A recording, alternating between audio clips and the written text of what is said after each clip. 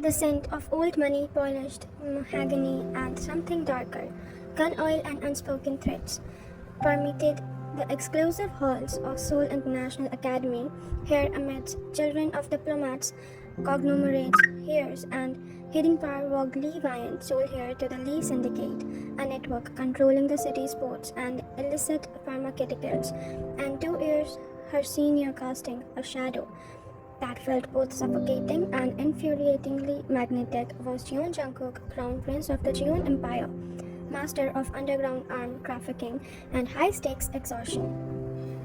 Their families weren't rivals, they were entrenched enemies, their feud a bloody tapestry woven over decades. Hatred wasn't learned, it was inherited, breathed in the rarefied air. For Ryan, it manifested as a cold, watchful weariness. For Jungkook, it was far more visceral and twisted. It started subtly in middle school when Ryan, a quiet, observant 12-year-old, entered the lion's den. Jungkook, 14, and already radiating a dangerous intensity, noticed her immediately.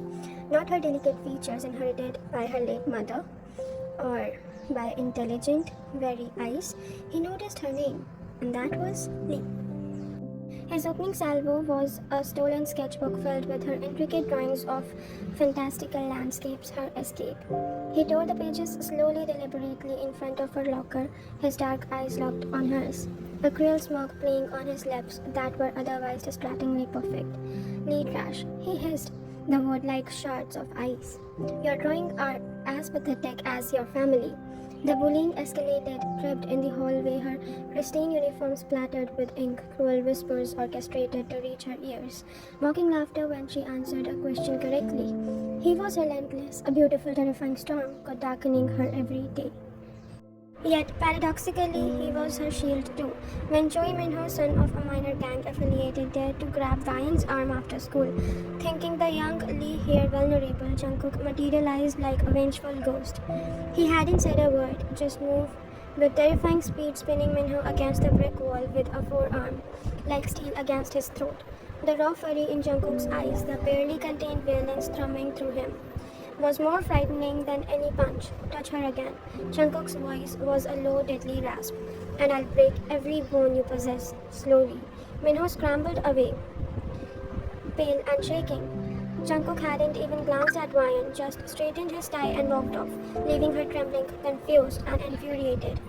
Why? Why protect her only to torment her? This became the pattern. Jungkook's cruelty was reserved solely for her, a pervasive and perverse intimacy. He'd ruin her project. 10 minutes later, the glare would silence everyone who dared to laugh too loudly at her. He'd steal her lunch, then shove a perfectly wrapped, expensive bento box onto her desk with a sneer. Eat, you look pathetic. The possessiveness was a silent, terrifying undercurrent. She was his to torment. No one else. Time flowed like poisoned honey. High school passed in a blur with tension and unspoken threats. Ryan learned to armor herself, her Lee steel hardening beneath a veneer of city and icy composure. She excelled academically, honored her observational skills, a necessity in their world, and cultivated a small, fiercely loyal circle. Jungkook meanwhile grew into his power, his lean frame filled out with corded muscle, his gaze sharper, more predatory. The cruelty became more calculated, less overtly physical, but more psychologically cutting. A whispered threat about her father's health during a finance lecture. A lingering, intrusive stare across the crowded cafeteria that made her skin prickle. His obsession wasn't waning, it was deepening, coiling tighter. The fragile ceasefire between their families shattered when a Jeon shipment was intercepted at Lee control docks. Retaliation was swift and brutal. A Lee gambling den firebombed. The streets buzzed with the promise of escalating war. The tension seeped into every interaction, even at Seoul National University, where both heirs now resided. While pursuing business law, was determined to carve her own path, to prove herself more than just a pawn. She kept her head down, avoided the Jeon here as much as possible, and then kept Park Jae. Jae was everything Jungkook wasn't: kind, gentle, genuinely interested in Ryan for herself. A law student from a respectable non-criminal family, blissfully unaware of the viper's nest he had stumbled into, his approach was sweet. Hesitant, he admired her quiet strength. For the first time, Ryan felt a flicker of something normal, something warm. She agreed to coffee, then lunch, then tentative beginnings of something that felt like freedom. Jungkook watched. From the shadows of the library stacks, across the quad, his expression unreadable but his presence a palpable chilling weight. The day Jay shyly kissed Vine's cheeks outside the law building after walking her to class, Jungkook's control snapped. Van felt it before she saw him. A shift in the air, a sudden silence. She turned. Jungkook stood at the edge of the quad, leaning against the ancient oak. He wasn't looking at her. His gaze was fixed on Jay, retreating back. His eyes utterly devoid of humanity, dark, empty, predatory. A shiver colder than any winter wind sliced down Ryan's spine. This wasn't the schoolyard bully. This was the June here, the future king of Seoul's underworld, and he looked like death incarnate. He didn't approach her then. He simply pushed off the tree and vanished, leaving behind a suffocating dread that clung to Ryan for the rest of the day. That night, returning from the library late, Ryan's chauffeur car was forced off a deserted side road. Masked figures moved with brutal efficiency. A chloroform-soaked cloth clamped over the mouth and nose. The last thing she registered before darkness swallowed her was the faint scent of sandalwood and gunpowder, Jungkook's signature scent. Unconsciously, consciousness returned. Slowly, painfully, her head throbbed, her mouth felt like cotton. She was lying on something soft, a massive, unfamiliar bed, and exurged, cold and sharp. She pushed herself up, blinking against the dim light, filtering through heavy velvet curtains. The room was opulent yet sterile, expensive, decorated in deep blues and grays, all sharp lines and cold elegance. No window she could search and reach. One heavy, reinforced-looking door. It screamed, gilded cage.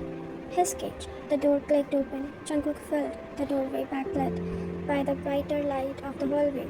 He had discarded his jacket, his white dress shirt sleeve rolled up to his elbows, revealing the intricate ink of his family's dragon crest coiling around his forearm. He looked devastatingly beautiful and utterly terrifying. A weak little dove, his voice was a low purr, devoid of its usual mocking edge, replaced by something far more dangerous, absolute possession. He stepped inside, closing the door softly behind him. The click of the lock echoed in the vast silence. Jungkook, Ryan's back, scrambling back against the ornate headboard, her voice raw. What is this? Where am I? Let me go. He took slow, deliberate steps towards the bed, his dark eyes never leaving hers. You're exactly where you belong, Ryan. Finally, he stopped at the foot of the bed, his gaze sweeping over her with unwavering intensity, far away from him. This is insane, she yelled, fear fueling her anger. Kidnapping. Do you have any idea what this will do? My father will tear this city apart to find me. Our family will be in ashes. Jungkook chuckled a dark, humorless sound. Let him try. He leaned forward, placing his hands on the footboard, caging her in. Your precious Archie won't be bothering you either. Ryan's blood ran cold. What did you do to him? A cold, reptilian smile touched his face and lips.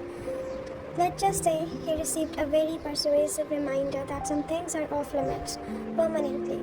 The implication hung heavy, suffocating. He leaned closer, his scent, sandalwood, gunpowder, and something uniquely dangerously him, enveloping her. You belong to me, Ryan. You always have, since the moment you walked into that damn school with your Lee arrogance. This isn't belonging, Jungkook. This is madness. Hatred. Is it? He reached out, his fingers brushing a straight strand of hair from her forehead. His touch was surprisingly gentle, yet it burned like a brand.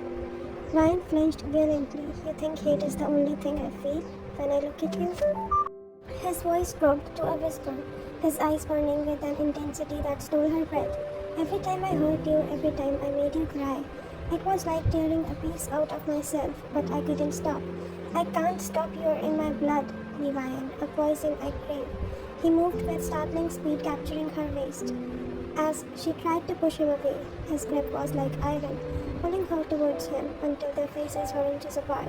His breath fanned her lips. You feel it too, he murmured, his gaze dropping to her mouth. That fire, that heat, that burns so hot, it feels like something else. Before she could protest, his lips crashed down on hers. It wasn't a kiss of tenderness, it was a conquest, brutal and claiming, a clash of teeth and desperate.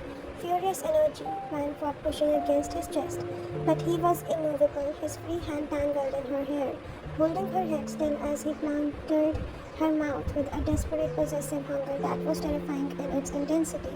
It was overwhelming, a maelstrom of anger, fear, and a horrifying unwanted spark of raw, undeniable heat that ignited deep within her despite herself. She hated him. She had to hate him. But her body traitorously responded to the sheer force of his presence, his touch. A small involuntary whimper escaped her throat. He pulled back just as suddenly, breathing heavily, his eyes blazing with triumph and something darker. He rested his forehead against hers, his thumb tracing the swell of her bottom lip, now slightly swollen. See, he rasped. Not just hate. He released her abruptly, stepping back. Mine collapsed against the headboard, trembling, her lips tingling, her heart hammering against her ribs like a trapped bird. Humiliation bared with terror and that treacherous flicker of sensation get comfortable while. Jungkook set his voice back to its controlled, chilling calm. He straightened his cuffs. You won't be leaving, not until you understand where you fully belong. Days blurred into a suffocating routine, guarded, constantly confined to the luxurious suite within what she deduced was a heavily fortified Jeon compound. Meals were delivered silently, Jungkook visited daily, his presence a volatile storm. Sometimes he was coldly mocking, reminding her of her captivity, taunting her with news of escalating war outside. Lee warehouses raided, Jeon associates disappearing. Other times, he was dangerously intense, cornering her, invading her space, his gaze stripping her bare. He had forced her to eat if she refused, his fingers lingering on her wrist. He had demanded she look at him, his thumb brushing her cheekbone, sending unwanted shivers down her spine. He had recounted their school days, twisting memories, claiming his cruelty when was the only way he knew to get close to make her see him. It was a psychological siege designed to break her down, to make his twisted version of reality her only truth. He bought her things, expensive clothes, and her size books he thought she might like, often dark philosophical tomes. Even a sketchbook and charcoals. Draw for me, he had commanded one evening, watching her intently as she sat stiffly at a small desk. Draw something real, not your childish escapes. The intimacy of the demand, the violation of her one sanctuary, was profound. She sketched the bared window across the room, her strokes heavy and despair. The breaking point came a week into her captivity. Jungkook entered, his expression grim, holding a tablet. He didn't speak, just turned the screen towards her. It showed security footage, her father, Lee Jong, looking older, haggard, standing outside what looked like a ruined Lee nightclub, fire damaged, still evident. The headline below screamed, Lee Empire crumbling, June forces tighten grip. Your father is fighting a losing battle, Ryan, Jungkook stated, his voice devoid of its usual taunt, replaced by cool finality. He's desperate, sending men on suicide missions, training resources. He'll be dead within 1 month. Or worse, broken and destitute. The Lee name will be erased. Tears Ryan had refused to shed finally welled up, hot and furious. You bastard. This is because of you, because of this, because of us, he corrected, stepping closer. He cupped her face, forcing her tear-filled eyes to meet his. The intensity there was frightening, because you refused to accept the inevitable us, together. What do you want, Jungkook? She whispered, her voice breaking. You have me locked away. You're destroying my family, what more? He leaned down, his lips brushing her ear. His voice a low, intimate caress that sent a conflicting wave of dread and unwanted heat through her. Everything, Ryan. I want everything. I want you willingly. I want the Lee legacy absorbed into the Jeon Empire. I want the world to know that you are mine. Only mine. He pulled back slightly, his dark eyes holding her captive. But I'm not unreasonable. I'll offer your father a way out, a way to save what little face he has left. Ryan stared at him, her heart a frozen lump in her chest. What way? Jungkook's smile was devoid of warmth, a predator savoring the moment. A merger sealed with blood, our blood. He paused, letting the implication hang. You marry me, Ryan, become Jeon Ryan. The Lee Essex fold into Jeon protection. Your father retires peacefully. He keeps his life, a modest stipend, and knowledge his daughter secured his survival. The words hit her like physical blow. Marriage. To him. To her dementor. Her kidnapper. It was monstrous. Unthinkable. And the alternative? She choked out, already knowing the answer. Jungkook's gaze turned glacial. The alternative is watching your father bleed out in the gutter, every Lee stronghold burned to the ground, every associate scattered or dead. And you? He traced her jawline with a feather-like touch like felt a brand.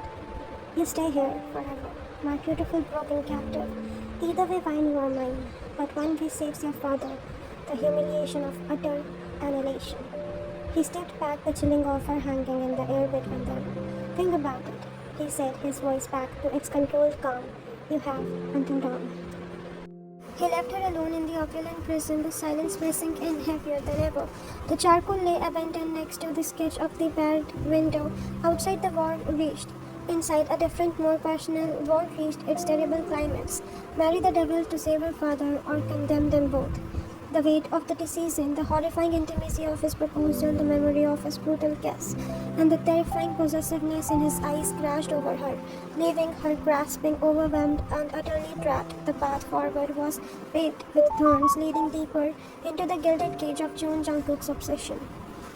The opulent silence of the prison suit pressed down on Ryan, a tangible weight thicker than the velvet drapes muffling the world outside. Jungkook's ultimatum, marry him or watch her father's empire and life crumble, echoed in the hollow space, each syllable a sharp of eyes piercing her resolve. The charcoal sketch she had made earlier, a futile depiction of the pared window and the tantalizing glimpse of sky beyond, now lay crumpled onto the mahogany desk. Freedom. The word wasn't just a concept, it was a physical ache deep in her bones, a phantom limb yearning for movement. Accepting Jungkook's monstrous proposal was thinkable and unthinkable too. She wouldn't. There had to be a crack in his guilt fortress. Days of meticulous silent observation, memorizing guard rotations, testing door hinges, cataloging every inch of the luxurious version. Finally yielding fruit, the ensuite bathroom, all marble and chrome, held a secret high narrow ventilation gate near the ceiling tucked behind the massive waterfall shower. The screws securing it were crusted with age and neglect hope. Sharp as broken glass and just as dangerous, flared hot in her chest. Using the sturdy pointed heel of a ridiculously expensive designer stiletto, Jungkook had provided a bitter irony that tasted like ash on her tongue. She worked through the suffocating silence of the night. Standing precariously on the closed toilet lid, muscle in her shoulder and back shaking from the unnatural angle and strain. Muscle last tested in self-defense classes years ago. She battled the crust, sweat slickered her palms, stung her eyes, and plastered the silk pajamas to her skin. Pain radiated up to her wrist with every turn a fury counterpoint on the chilling fear. Finally, with a grating metallic screech that seemed deafening in the stillness, the last screw surrendered, and the grate clattered loosely. A rush of cool, damp air smelling overwhelmingly of pine needles, wet earth, and something wild and untamed flooded the sterile bathroom. Outside, the shaft yawned before her. She stripped off the restrictive silk pajamas Jungkook had chosen, the fabric whispering against her skin like a final caress she despised.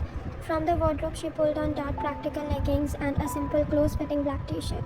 Clothing chosen for minimal snagging, not comfort.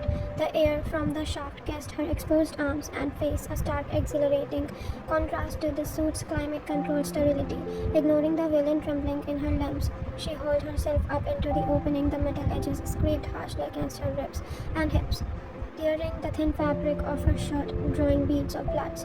She wiggled downwards blindly, feet seeking purchase on the rough, unseen walls.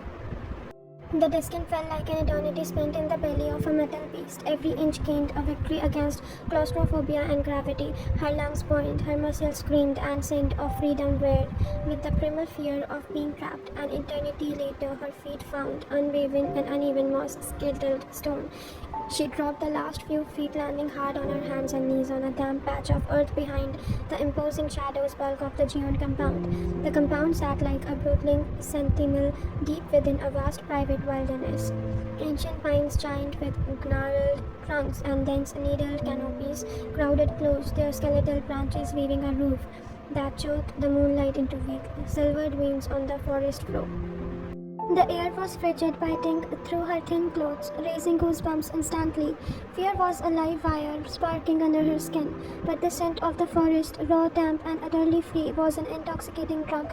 She ran, branches, unseen claws in the gloom, whipped at her face and arms, leaving stinging welts.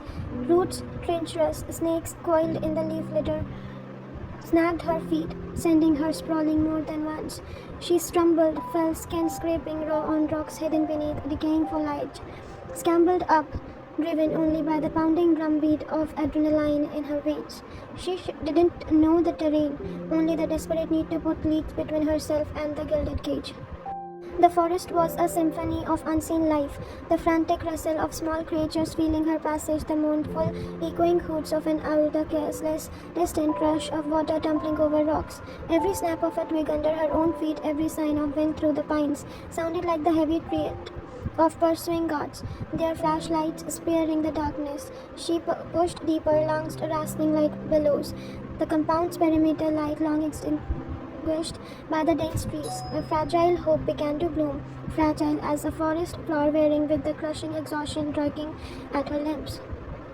Maybe, just maybe, she could vanish into the wilderness. Her right foot stepped into deceptive softness, then met only air. A sickening bone-jarring crack echoed impossibly loud. Blinding white, hot agony exploded in her calf. Lane sank up her leg and into her hip, stealing her breath. She screamed, a raw animal sound of pure terror and pain that ripped through the silent forest as she grasped face first into the damp decaying life litter. Cold, rusted metal feet, jagged and vicious, and snapped shut with brutal force around her lower leg, biting deep through muscle and scraped bone. An ancient forgotten animal trap, perfectly concealed beneath layers of forest detritus. Warm blood, shockingly vivid, smelling sharply of copper and earth, bloomed instantly, soaking the fabric of her leggings and pulling onto the cold ground beneath her. The pain as well consuming a white noise and groaned out thought. Panic, cold and absolute seized her throat. She clawed frantically at the cruel metal jaws, fingers slipping onto her own blood and slick rust, trying to desperately to pry them apart. But they were embedded deep, locked with the trembled and terrible finality of a predator's bite. Every teeny movement sent fresh waves of nauseating agony radiating through her body, forcing choked sobs from her raw throat. Tears of pain, terror, and utter despair streaming down her face, mingling with dirt and sweat, trapped, exposed, dry. Then a new sound froze the blood in her veins, a low guttural growl vibrating from the darkness directly ahead. Then another chillingly close to her left. Glowing amber eyes materialized like malevolent stars in the gloom, reflecting the weak moonlight poles, drawn inexorably by the potent scent of fresh blood and her cry of distress. They emerged slowly from the blackness, lean, powerful shadows moving with predatory grace. Hackles raised, lips curled back in silent, deadly snarls, revealing glistening fangs, three of them circling, closing the distance with terrifying patience. Their low rumbling growls vibrating in the frigid air as horrifying chorus promising a slow, agonizing death. Vine scrabbled backwards on her elbow, a futile, pathetic movement, the trap anchoring her leg like a monstrous chain. A scream lodged in her throat, trapped by terror. This was the end, torn apart, forgotten in the heart of a forest owned by her captor. The deafening report of a gunshot shattered the suffocating night. One wolf yelped, a high-pitched sound of shock, and collapsed in a heap. A dark stain spreading on its fur, another shot rang out impossibly loud, and second wolf spun away with a pained, guttered whine, stumbling before vanishing into the undergrowth. The third wolf hesitated, its snarl now directed towards the new threat. Man looked up, vision blurred by tears and pain. Silhouetted against the moonlight trees, Jungkook stood like an avenging angel of darkness. Moonlight glinted coldly off the polished steel of the pistol held steadily in his hand, smoke curling like ghostly fingers from the barrel. His face was a mask of pure, unadulterated fury, etched in sharp planes of shadow and light, so absolute it seemed carved from obsidian. He moved with lethal predatory grace, raising the gun again. A third shot cracked the air. The remaining wolf dropped without a sound. He don't spare the fallen predators a glance. His wide blazing eyes, stripped of all the usual icy control, filled instead with a raw primal panic Ryan had never imagined him capable of, were locked solely on her, on the dark, glistening patch of blood soaked her leggings, on the obscene metal jaws clamped around her limbs, on her face pain, as death beneath the smudges of dirt and tears. Ryan, His voice wasn't a command, it was a ragged, desperate shout, torn from his throat. He holstered the gun in his split motion and was at her side in three long ground-eating stripes, dropping to his knees in the blood-soaked leaves beside her. The scent of gunpowder, cold forest, and his own unique spicy clean sweat washed over her, mingling with the coppery tang of her blood. "Don't touch me," she sobbed, trying weakly to push him away, her strength utterly snapped. The world tilted violently, the trees whirling above her. "Shut up," he snarled, the fury still present, but beneath it, vibrating through the air, was sheer terror. His hands, as they gripped the rusted, blood-slegged metal of the trap, were visibly trembling. The veins stood on his forearms like cords. As he braced himself with a guttural roar that seemed ripped from the core, a sound of pure desperate strength, he wrenched the jaws apart. The metal screamed in protest, bending and twisting with a tortured groan before finally yielding. Wine screamed as the teeth tore free from her ravaged flesh, a fresh gout of warm blood pulsing out. Jungkook ripped off his own black high-collared shirt in one violent motion, heedless of the freezing air biting his bare torso. He pressed the expensive fabric brutally against the mangled wound, applying crushing pressure, his hands slick with her blood. "Hold this," he commanded, his voice cracking as he pressed her trembling hand over the makeshift bandage, his own hand covering hers for a second, his skin hot and shockingly real against her icy fingers. Before she could protest, his arms slid under her, one behind her shoulders, the other beneath her knees. He scooped her up against her bare chest as if she was weightless. She was shivering violently, shock and excruciating pain, wearing for dominance. The world spun and blurred.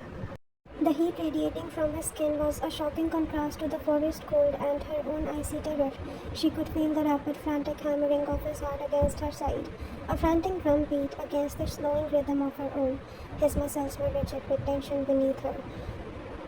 The scent of him, sweat, adrenaline, gunpowder, and that underlying expensive cologne filled her nostrils, strangely grounding amidst the chaos. The last thing she saw before darkness surged in was Jungkook's face, stark white beneath the moonlight, his jaw clenched so tight a muscle jumped violently to his cheek. His eyes wide, dilated pool of pure, unvarnished and unvarnished terror as he looked down at her fading consciousness. "Stay with me, Ryan. Look at me. Do not. You dare." His voice swore with a fear that mirrored her own, was the last sound she heard. Consciousness returned in agonizing, disjointed fragments, the sharp, sterile sting of antiseptic burning her nostril, the low, urgent murmur of male voices, one calm and professional, the other tight with suppressed fury, excruciating, throbbing pain radiating from leg, a deep, sickening ache punctuated by sharp, stabbing flared as crushing, almost painful pressure on her hand, anchoring her to the rocking and waking world. Wine forced her heavy eyelids open, blurred, shades dissolved. She was back in the opulent suit, but now in the massive canopied bed. Her right leg was heavily bandaged, encased from ankle to knee, and elevated on pillow. Soft golden lamplight replaced the harsh overheads, casting deep shadows. A middle-aged man in a white coat, the doctor looking profoundly uneasy, was snapping shut a medical bag near the door, avoiding looking towards the bed. Her gaze, gritty and sore, drifted down to the source of the pressure on her left hand. Jungkook sat slumped in one ornate armchair pulled impossibly close to the beside her. He was bare-chested, his torso sculpted muscle marred by streaks of dried mud, dark smears of her blood, and scratched from the forest. His head was bowed, his forehead pressed heavily against the back of her hand, which he held clasped in both of his own. His grip was a vice, knuckles white, he looked shattered, utterly drained.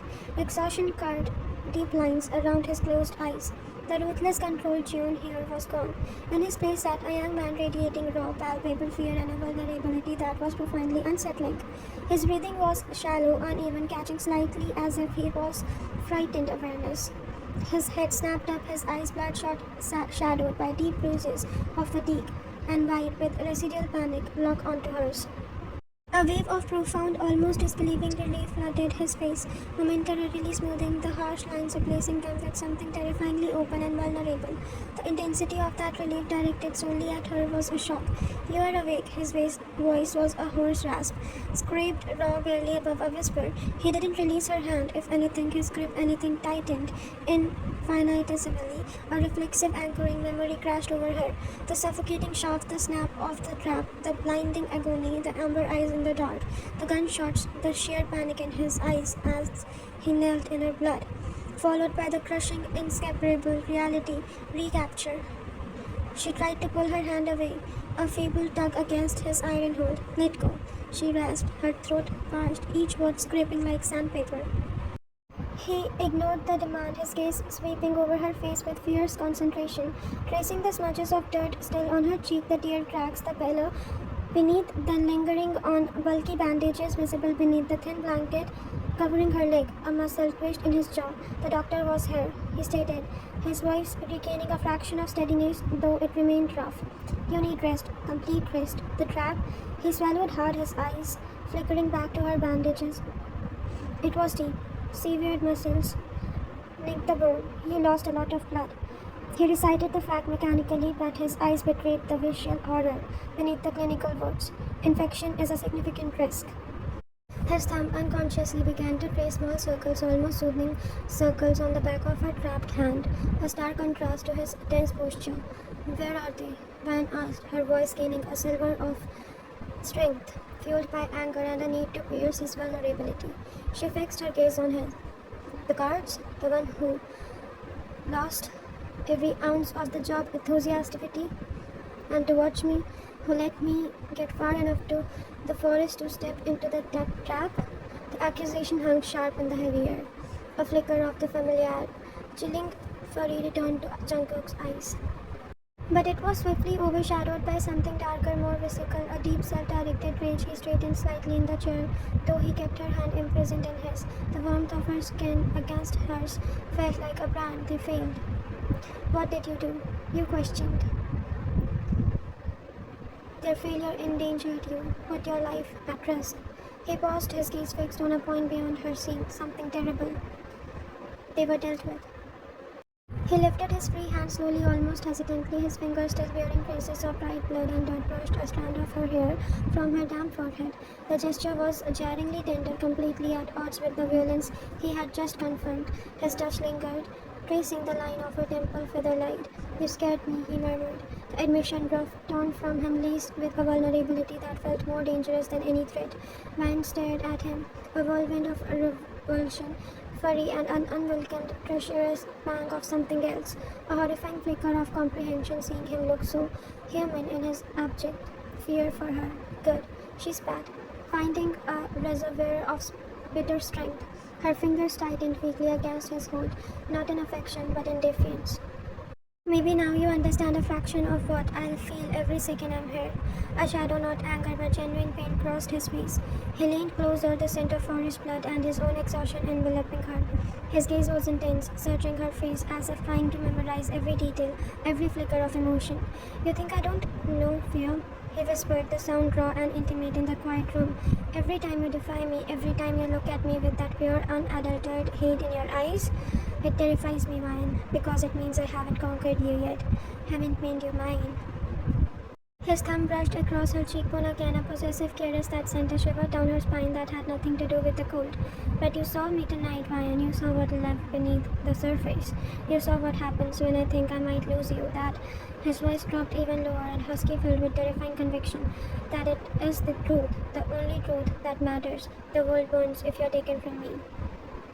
Your father's fate and the shape of your own case depends on it.